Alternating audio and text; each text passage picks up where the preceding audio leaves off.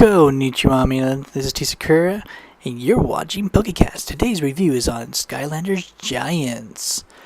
This is a sequel to Skylanders Spyro's Adventure, and this is the PS3 edition.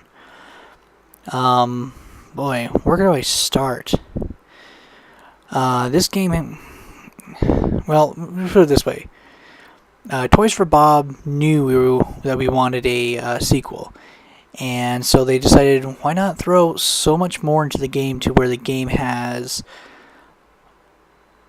a huge amount of new features that would make the game just pure awesomeness. And I think they achieved it. And I'm going to be going over the things that made this game worth playing and what I think really made the game. So let's go ahead and go to the first most important thing that I think is the coolest thing yet.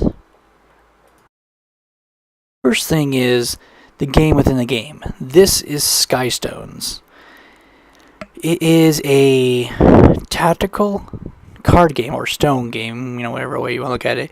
And as you can see right here, it is a 3x3 grid, and all the pieces have a certain number on the side.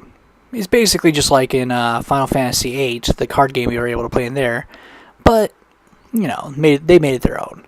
And as you can see, if as long as that number is higher than the card that you place it by, you'll automatically flip it over and take it over. This is personally my favorite thing they added to the game because, it was just something that I already enjoyed playing in previous games, and I was really happy to see this. Now, there is well over 100 stones to collect. And yes, there is a trophy to force you to collect them all. You gotta love it when they do stuff like that. This game, it's just like tic-tac-toe, except that there's nothing in a row. For all of you who have played the card game on Final Fantasy VIII, you know exactly what I'm talking about. As you see right here, I only have 3 on the board. Goes to 4, flip it over, now we're tied, but he gets the last play.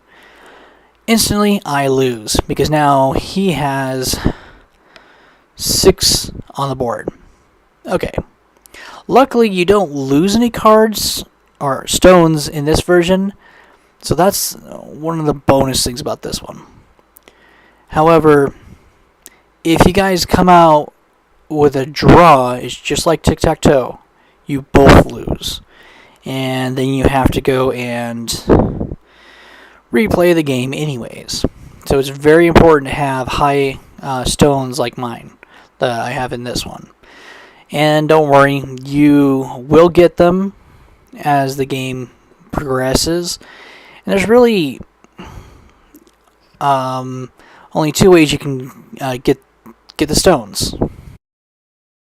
The only way you can get stones is either by winning, like this, and there's a lot of people hidden throughout the game, including previous levels that you will have to go back after you finally gain access to the game. So make sure to remember where these people are, because without them, you won't be able to go back.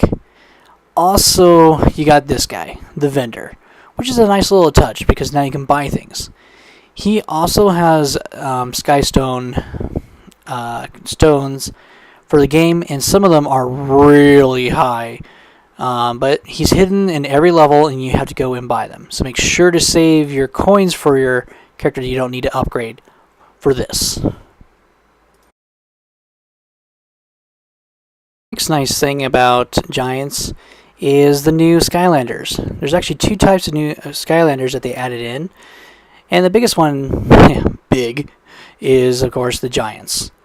The Giants themselves have higher stats and several abilities that you can't do with normal Skylanders, such as they can break items by walking over them, and they can even squish enemies, such as the Chompies. Now the next one is going to be the light cores. The cool thing about the light cores are outside the game they actually light up. Some of them actually really sweet. Some of the other ones, but even better, the Giants themselves are light cores, because their characters light up. Hothead, well, only one piece of him lights up. It was kind of sad. But I guess the next question is, who are the Giants, and which one out of what I played is the better of them? Okay, so why not introduce each of the Giants to you? They are Tree Rex, that's the gnarly one. We got Nigini. We have Thumpback, which is actually a really good one. We have Swarm. One of my personal favorites to use, we have Hothead, with some of the best attacks in my opinion. We got Bouncer, who is the next best one to use. Then we got Granier. It's pretty cool. That's a special edition one. Then we got Eyebrawler, and this is also the Halloween special edition one I have. Out of all of them, it really is my favorite one is Nagini. I also really like her special edition Scarlet one because it just looks better. But when it comes to the ones I like to play with, definitely it's going to be Bouncer or Hothead. Just because when it comes to attack, so far those two are the best I've been able to use. And, I definitely recommend to use a lot of the Giants because, if you have all of them, just use the Giants while you're playing the game. There will be at least one or two parts you have to switch to a smaller Skylander just because the Giants are too big. But just focus using them because it makes the game a lot easier and faster, actually. So that's why I recommend these. But out of the two, Hothead and Bouncer are my personal favorite ones to use just because they can attack faster and stronger than most of the other Giants. Then we have the light cores, and this is what I was talking about, how they light up. There are some that look really cool like these ones, and then there's a few that just look dumb. Now I'm only missing one so far, but here's basically who is a light core. So you have light core, and yes, I named him Who. This one's actually not a really bad one at all to use. I really just like how that one looks. And of course, she's probably my favorite one out of all of them. But I really like how each of them really lights up. In I think there's a couple stats that are actually better than their non-light core piece. So that's a really nice addition to the game. The last part that they upgraded for the characters was the level cap. So instead of being at level 10, you can actually make yourself up to level 15 now, which is great because you can bring all of your first-gen Skylanders and now level them up 5 more. And in my opinion, in this game, there's so much more that you can unlock that the leveling is actually faster in this game than it was in the first game. So it's really nice, and they did bring in some new characters, which made it even better. So there's a lot more to collect, level, and enjoy in this game. Next thing that they did that was really nice is arenas. There is 4, at least I think there's 4. Okay, well there's several different worlds or arenas you can choose, and each of them having a ton of levels to do. This one right here I believe is level 4 of the first arena, and in this one of course I have to kill the enemies to get food for them to stay alive. And every arena a level has a different set of rules you have to follow and do. Not only that, but each arena has different danger zones and different types of enemies to attack. This is a really nice addition to the game because we get to enjoy ourselves the whole time. And when you're tired of doing the main game, why not do this? Now, in all, there is 25 arena levels, and if you can complete all of them, you unlock another XP bonus. And there are some trophies associated with the arenas, of course, because, they can't be nice about it. But it was a nice addition to the game, and to get all of the arenas, you have to buy them from the vendor, and most of the arenas are only obtainable when you run into him throughout the game. I can't remember if it's actually in the level that the arena is in where you have to buy it from him, or just miscellaneous, because he's in every level, and he gets so annoying because you walk in and it's like, oh, I want Riley, 6,000 for that? Fine. I'll come back after I play for 4 hours to get that money. And that's how it feels usually for the vendor. But this is a nice little thing that they put in there, along with the challenges, the heroic challenges. So I'm really happy that this was in the game. One more thing that they added in that made it, it was a nice little add-on that did make it fun is, since the cannons were a nice little mini game we had in the first game, why not add it on to your ship? That way, in your hub, you would have the ability to shoot little mini games to actually earn money. The first one, of course, is destroying destroying barrels. It varies by the difficulty, so that's why I'm not going to say 30, but this is, I think, hard mode, so it's 30. There's 3 games in all, and it's completely random, with one of them being a trophy. So after barrels, what else could they throw at us? Well, yeah. Why not sheep? That's right. The evil, conniving sheep are trying to invade your ship and make it fluffy. Now, this one, in my opinion, is the most annoying one, because if you're not careful, yeah, it will not be easy. One more thing I have to add in. Depending on what Skylander you use, the elemental will increase your attacks and everything. This right here is the worst one. You have to get a trophy you will get a trophy from this one. You have to defeat 30 of them without being damaged once. And for some people, it's a little hard. But yeah, this is a nice little thing that they added in. A little bit more to the game. The next thing they added into the game is Nightmare Mode. To be honest, I can't remember if there was a Nightmare Mode in the first one or not. The only reason I know that I've actually gone in and started playing Nightmare Mode is that it is a trophy, but the Nightmare Mode, it adds attack power and life power to your enemies. So if you're not careful, what normally wouldn't hurt you, especially when you're a giant, can completely just devastate you with one hit.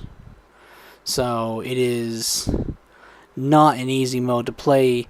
This level I can go with only using Hothead and destroy it and own the level.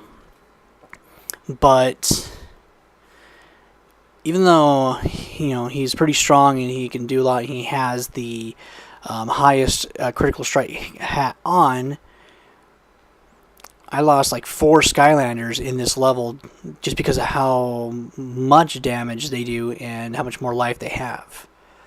So it's a fun mode, but you do have to unlock it out, by beating the game at least once. So there are a little bit of, things you have to do to unlock it. Is it worth it? I think so. Especially if you want to go and play the game for that one trophy, or just to play it again and, with even more of a challenge. This is a nice thing to add on because, well, it makes the game that much more better.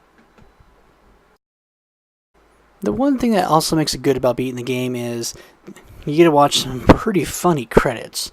You get to see Flynn, I think his name is Mage Chompy or Chompy Mage, I forget which order it's in. However, with this, you get to see him talking about it. Flynn's explaining exactly what credits are to the mage because he's never seen credits. And then they just being idiots that they are. So it's a nice little thing to, after everything's done, you get to enjoy funny credits. I know it's cheesy, but hey, I enjoyed it. And not only this, but there's actually 2 more things to talk about that they added into the game. So what are they? Well, here they are. The first thing is the Luckotron. Luckotron allows you to add up to 4, change the drop rate of certain items. It can be very helpful in this game. Getting in all the bulbs is quite expensive, but when you do, you can literally say, okay, I'd rather them drop health, I'd rather them do more XP, and blah blah blah, all kinds of things, to where this little thing really helps out the game. Nice little addition. And then finally, you have this ship customization. All the legendary items in this one are actually pieces to the ship, to where you get to customize your hub, basically.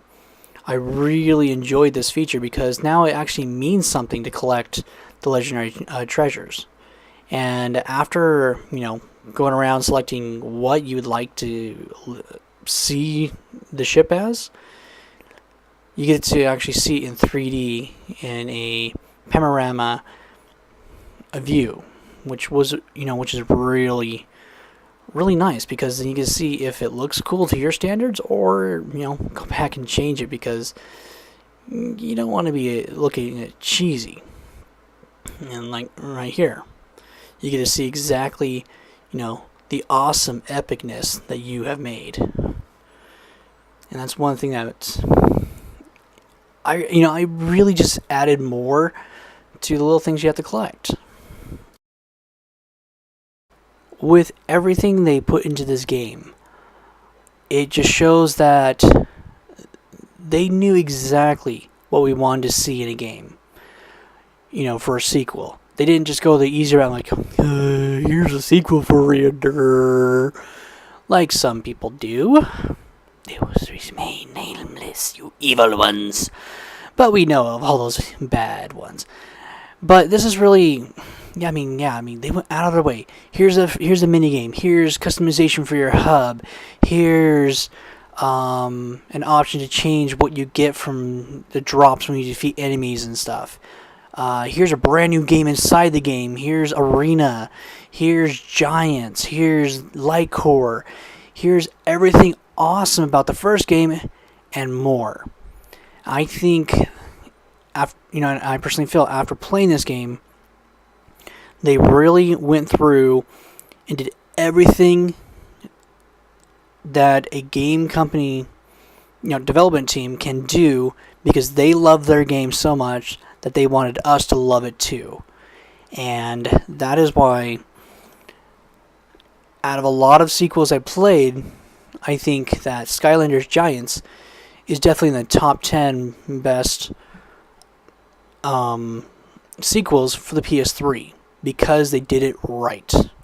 I'm very excited to start the next Skylanders and see how Swap Force is going to be, because I can't wait to see exactly, were they able to do that again and make it another great sequel, or will Giants be the best one out of all of them? It definitely, gives out a good question, because there's 2 more for me to review and play. And yeah, well, if there's anything you guys would like to leave in the comments, what was your favorite Skylander in the game? Is there anything a little bit more you want me to elaborate on? Level, a challenge. Oh, there goes one of my friends. Or anything, just let me know in the comments below. And because I was asked to do a script, I did write down a script, and I followed it pretty closely, but I did have to do some improv. I'm sorry. I hope you're not too mad, but I did write down a whole script. That way I knew exactly what parts of the game I needed. So I do listen to you guys' comments when you guys leave me comments like that. And yeah, this has been Skylanders Giants. I hope you guys have enjoyed this review. Highly recommend to pick it up. Just be warned, just like I said in the first game, it's expensive. I mean, the only reason I don't have Pop Fizz Light Core is that he's worth $90 right now. So I was unable to pick up that character. I'm not spending that much on one character. But, just be ready for at least that downside of it. But if you already have Skylanders, where you can play the second one, I recommend it. Right now, it's like $20 to pick up a copy of Giants at most places, it seems like. One game I highly recommend. It comes with everybody you need, and where you can play the game, and yeah. So I hope you guys have enjoyed this review for Skylanders Giants for PS3. This is T. Sakura saying ciao and sayonara. For a reason. To better understand, let us look back 10,000 long years, to a time when Skylands was ruled by an evil empire of robots known as the Archeans.